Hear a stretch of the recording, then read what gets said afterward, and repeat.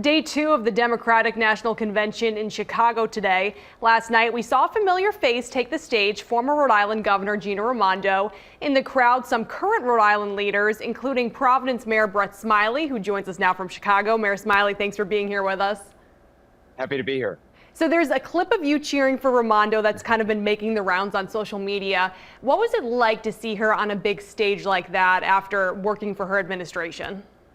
It's a thrill. I mean, it feels like the natural progression of her career and her service to both Rhode Island and now the country. But it's still exciting. And every time in the convention hall, speaker from the home state, that home state's delegation has an obligation to make sure that they know that there's love from home. And so Rhode Island went nuts when Gina took the stage. I was happy to have been a part of that.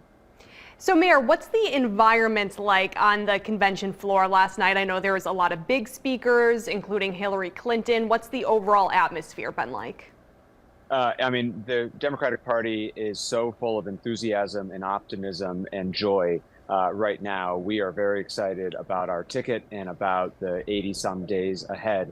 I thought Secretary Clinton provided probably the most compelling speech of the night from my perspective. I mean, she was amazing. But then there were really serious moments, too. We listened to three women and a man talk about how the restrictions on women's reproductive health have affected them personally. There were a lot of tears in the audience, some really heart-wrenching stories, but really made it clear what the stakes are in this election. And then, of course, to cap the night off with President Biden providing, really the capstone to his 50 years of public service. And he deserved the many interrupted rounds of applause for the amazing sacrifice that he's made on behalf of this country.